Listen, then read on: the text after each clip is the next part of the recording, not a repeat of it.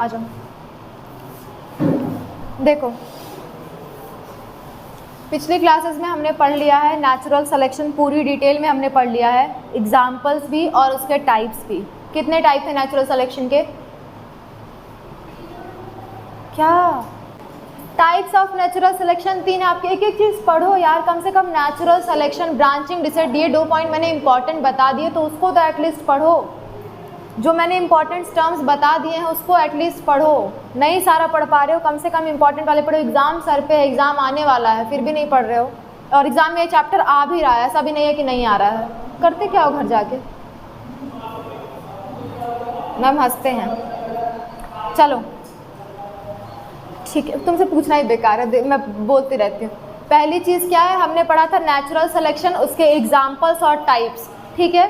फिर हमने पढ़ा था आपका ये ब्रांचिंग डिसेंट, ब्रांचिंग डिसेंट और एडाप्टिव रेडिएशन हमने पढ़ लिया था, ठीक है। यानी कि डार्विनिज्म के जितने भी पॉइंट थे अब हमने सारे कवर कर लिए हैं। तो अब डार्विन को साइड करते हैं, आते हैं एविडेंस ऑफ इवोल्यूशन पे। इवोल्यूशन हुआ है हम जानते हैं, पर उसका प्रूफ क्या है कि इवोल्यूशन हुआ है, ठीक है। कुछ तो प्रूफ हमने देखा होगा तब हम कहते हैं इवोल्यूशन हुआ है, ठीक है। तो आज हम उसके प्रूफ देखेंगे, एविडेंस देखेंगे, जो जो एविडेंस हमें मिले हैं वो चीज़ हम देखेंगे। क्लियर? ओके, तो हेडिंग डाल लो एविडेंस ऑफ इवोल्यूशन।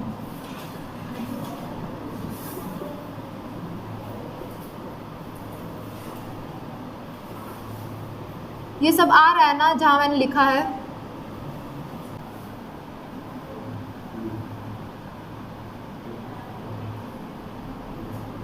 जल्दी जल्दी नोट करो।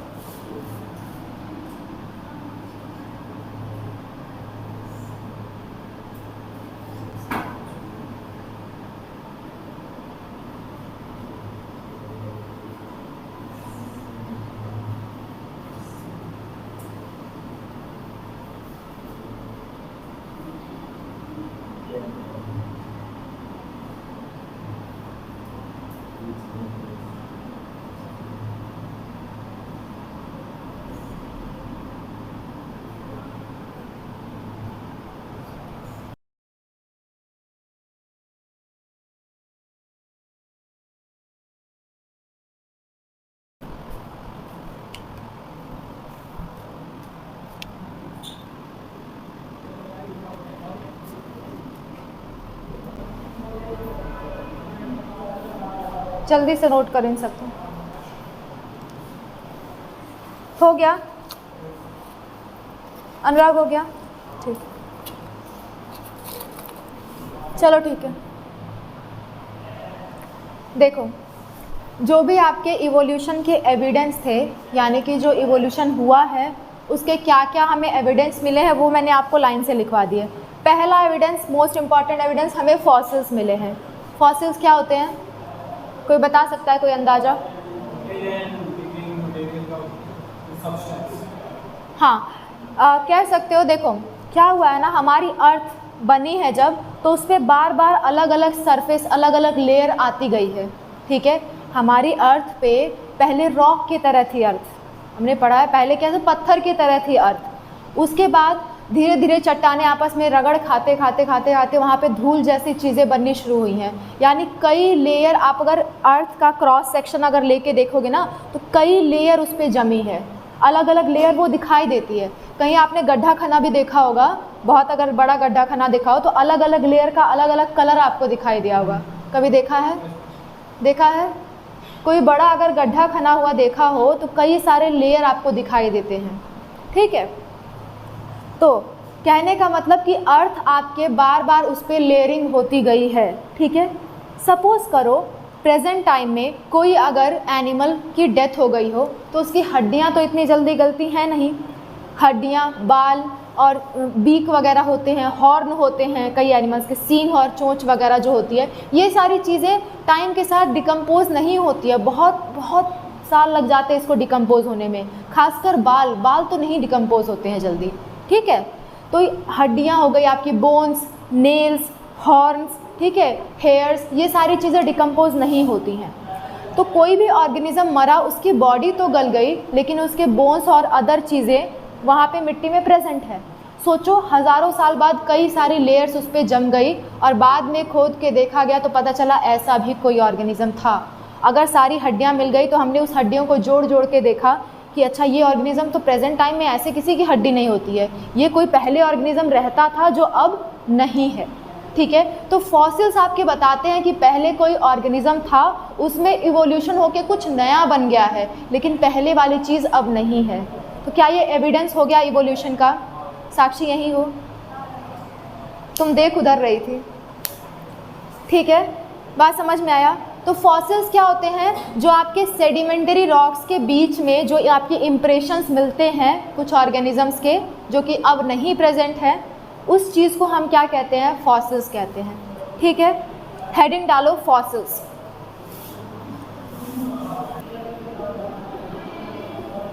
और मैं जो लिख रही हूँ उसको नोट करो। ठीक है,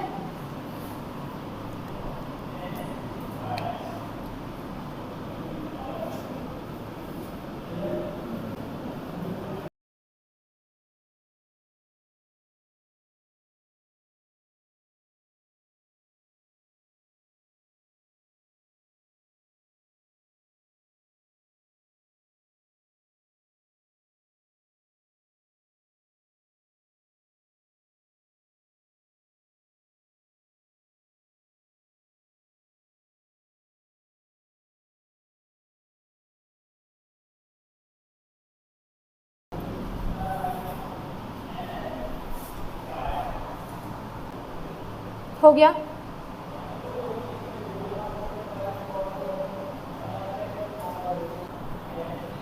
fossils are remains of hard parts, जो आपके हार्ड पार्ट हैं वो बचे हुए, रिमेन्स मतलब बचा हुआ। ठीक है, in of organisms in rocks, rocks के बीच में जो बचे हुए हार्ड पार्ट्स हैं उसी का इम्प्रिंट मिलना ही क्या कहलाता है? फॉसिल्स कहलाता है। ठीक है, और जनरली ये सेडिमेंटरी रॉक्स में मिलते हैं। एक रॉक का टाइप है सेडिमेंटरी रॉक्स, आप ये सब ज्योग्राफी में पढ़ते हो, अलग अलग टाइप के रॉक्स होते हैं। इग्नियस रॉक होते हैं। इग्नियस रॉक मतलब जो आपके ज्वालामुखी वगैरह होती है ना, वोल्केनो जब फटते हैं तो उसके वोल्केनो के मॉल्टन जो मास होता है उसके जमने की वजह से, बाद में जब वो ठंडे हो जाते हैं उसके जमने की वजह से अगर कोई रॉक बनता है तो उसे हम इग्नियस रॉक कहते हैं। सेडिमेंटरी रॉक्स बहुत ही ऐसे रॉक्स होते हैं जो मतलब बहुत सख्त नहीं होते हैं, जैसे कैल्शियम के रॉक्स। कैल्शियम का अगर आप कभी रॉक देखे हो कैल्शियम वगैरह के, वो मतलब भुरभुरे टाइप के होते हैं, बहुत स्ट्रॉन्ग नहीं होते हैं। देखियो कैसे बताऊँ, चौक वगैरह देखे हो कभी? चौक अगर मोटा सा कोई चौक ऐसे बनाया हुआ चौक नहीं, उसका बड़ा सा पत्थर अगर जैसा देखे हो तो अगर पटको तो वो फूट जाता है आराम से, तो वो आपके सेडिमेंटरी रॉक्स के पार्ट हैं। कैल्शियम कार्बोनेट के मोस्टली ये रॉक्स होते हैं। ठीक है, लाइम स्टोन रॉक होगा, अलग अलग टाइप के होंगे, तो ये आपके सेडिमेंटरी रॉक्स में ज़्यादा मिलते हैं। क्यों? क्योंकि ये रॉक्स बहुत ही मतलब टूट जाने लायक हैं, तो ये मतलब उतने सख्त नहीं होते, इसमें अगर कोई चीज़ रहे तो वो दब के उसका इम्प्रेशन उस रॉक पे पड़ जाता है। ठीक है, अगर कोई बहुत हार्ड चीज़ है उस पर दबा के किसी चीज़ को छापना चाहो तो क्या छपेगा? नहीं। ये रॉक्स ऐसे जो कंपेरेटिवली थोड़ा सा सॉफ्ट होते हैं, तो इसमें कोई चीज़ दबाओ तो उसका इम्प्रेशन आपको मिल सकता है। ठीक है, कुछ लोगों का खाली इम्प्रेशन मिलता है, निशान मिलते हैं, और कुछ के हमें हार्ड पार्ट भी मिल जाते हैं। तो इन सारी चीज़ों को मिला जुला के हम क्या कहते हैं? फॉसिल्स कहते हैं। ठीक है, ठीक है। अच्छा देखो ज़रा, जो फॉसिल्स से हमें एविडेंस मिला है ना, जो भी फॉसिल्स के द्वारा हमें एविडेंस मिला, उस टाइप के एविडेंस को हम कहते हैं पैलेंटोलॉजिकल एविडेंस, क्योंकि फॉसिल्स की स्टडी को हम कहते हैं पैलेंटोलॉजी। लिख लो एक लाइन नीचे, study of fossils is known as palaeontology. Study of fossils is known as palaeontology.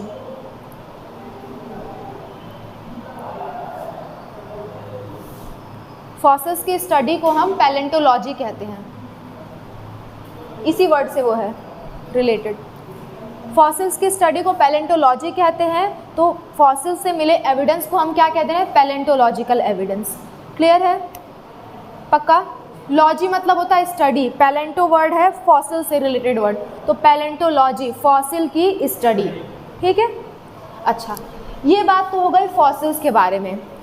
जब हम पुराने ऑर्गेनिजम्स की बात करते हैं जो एक्सटिंक्ट हो चुके हैं, तो सबसे कॉमन नाम हमारे दिमाग में आता है डायनासोर्स, है ना? कभी भी अगर एक्सटिंक्ट ऑर्गेनिज्म की बात करो तो सबसे पहला नाम हमारे दिमाग में आता है डायनासोर्स। ठीक है। तो जब हम फॉसिल्स पढ़ रहे हैं तो डायनासोर्स के बारे में भी पढ़ लें। ओके, तो ये जो सारे हैं ना, बाकी सारी चीज़ें वो हम आगे डिस्कस करेंगे। अभी पहले हम डायनासोर्स के बारे में देख ले रहे हैं, ठीक है। डायनासोर्स ओरिजिनेट कैसे हुए, ये चीज़ें हम देखने जा रहे हैं। क्लियर? ठीक है, मैं इन सबको मिटा दूँ। ओके, आज इतने उदास क्यों हो तुम लोग? इतना अच्छे मौसम में, अब तो गर्मी भी नहीं है, सोने को नहीं मिला क्या? हो, चलो चलो अच्छे डायग्राम बनाएंगे, मेरे साथ बनाते रहना, फिर मैं उसको समझाऊंगी, ठीक है। तो तुम लोग एक पूरा पेज लेना ना, इसको पूरा नहीं पर कम से कम आधा पेज ले लेना, ठीक है। नीचे से बनाना शुरू करना। हाँ, डायनासोर बनाएंगे, उसके नाम लिखेंगे, छोटे छोटे बनाएंगे प्यारे प्यारे से। चलो यहाँ पे देख लो, यहाँ पे आ रहा है क्या? यहाँ पे आ रहा है, यहाँ पे पक्का?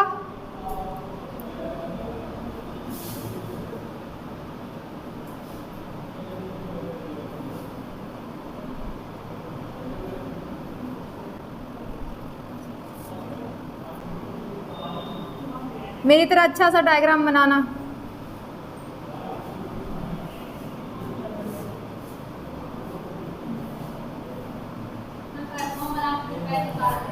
ये डायनासोर लग रहा है? मान लो है, ठीक है। चलो बनाओ जल्दी से, जल्दी बनाना, टाइम मत लगाना, जैसे भी बना लो जैसे तुम्हें आता है। पेज के बीचों बीच बनाना शुरू करना और बीच में थोड़ा जगह लिखना, बीच में 3 और हम बनाएंगे।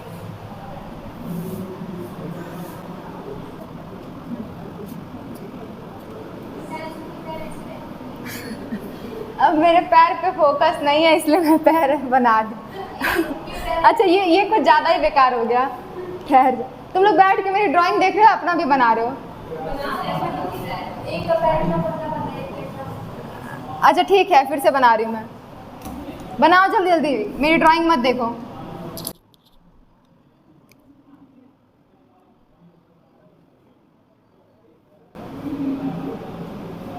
मुझे पैर ऐसे ही बनाने आते हैं, मैं क्या करूं?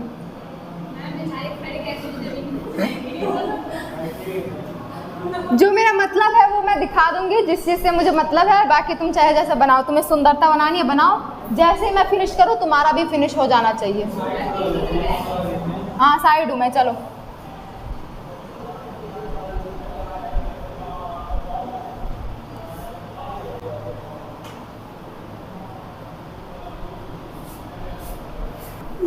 सांप वाप बना रहे हैं, डायनासोर नहीं बना पा रहे हैं।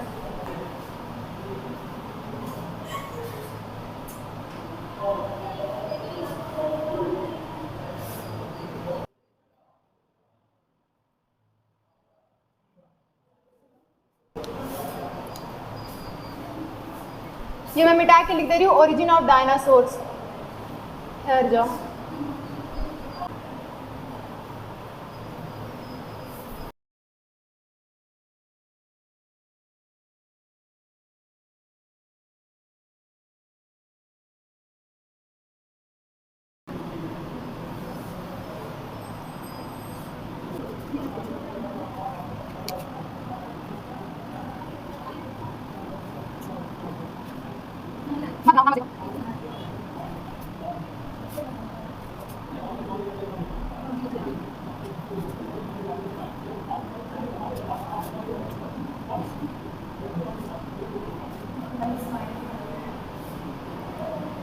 अरे ठीक है, मेरा कहने का मतलब वो अच्छा वाला था, ठीक है। अब वो मुझसे भी नहीं बन रहा है तो मैं क्या करूँ? जल्दी बनाओ, आँख की प्रॉब्लम बहुत दिक्कत करती है, आई कैन फील इट।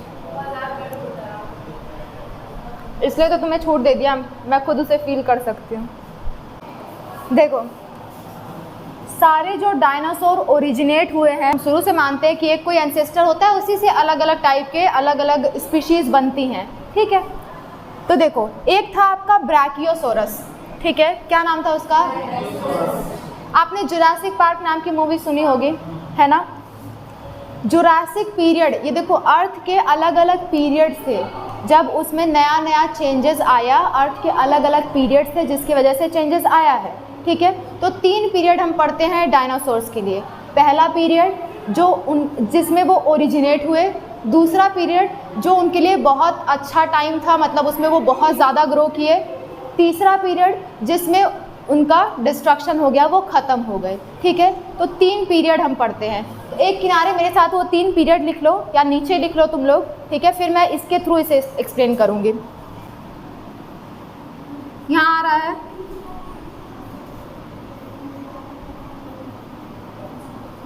आ रहा है,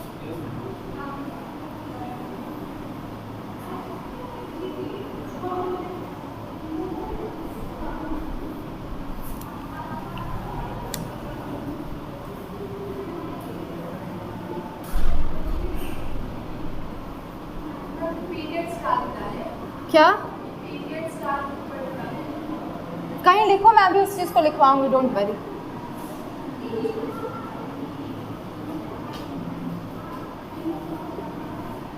चलो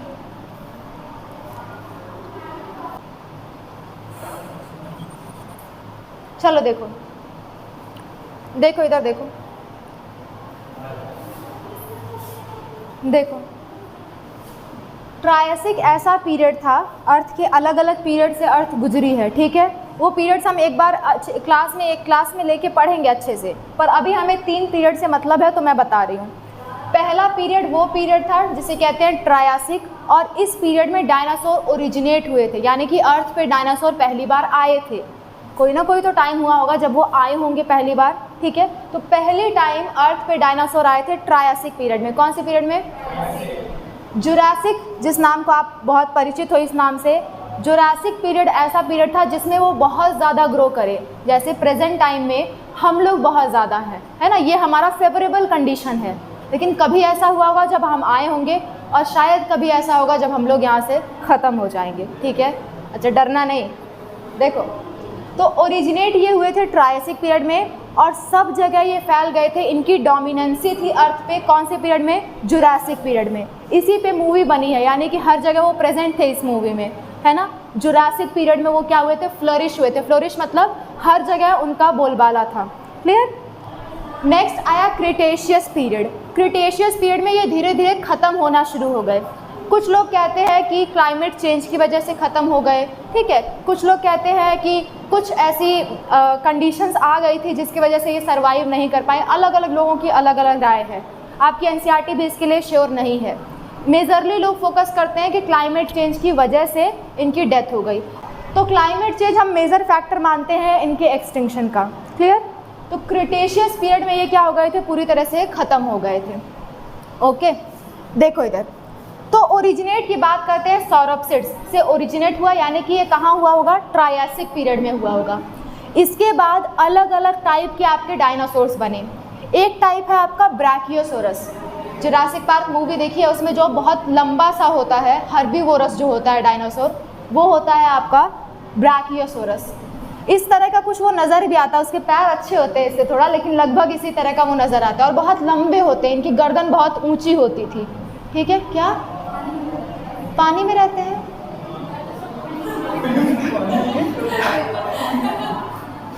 हाय राम, डायनासोर पानी में रहते हैं। हाँ, उड़ने वाला आएगा, लेकिन पानी वाला मैंने तो नहीं पढ़ा है। चलो देखो इधर, मतलब हद है, तुम मेरा दिमाग ढीला कर देते हो, कुछ भी बोलते हो। देखो इधर, इधर देखो, इधर देखो। तो ब्रैकियोसोरस क्या थे? हर्बीवोर्स थे। ये किसी को कोई नुकसान नहीं पहुंचाते थे, अच्छे वाला डायनासोर थे। आपने जुरासिक पार्क मूवी देखी हो तो बहुत अच्छे से रिलेट कर पाओगे। ये वाले डायनासोर खतरनाक नहीं थे। ये कैसे थे? हर्बीवोरस थे। हर्बीवोरस मतलब जो प्लांट्स पे फीड करते हैं, जो प्लांट्स को खाते हैं, ठीक है। अच्छा, नेक्स्ट ब्रैकियोसोरस, और एक था स्टेगोसोरस होता है, स्टेगोसोरस, ठीक है।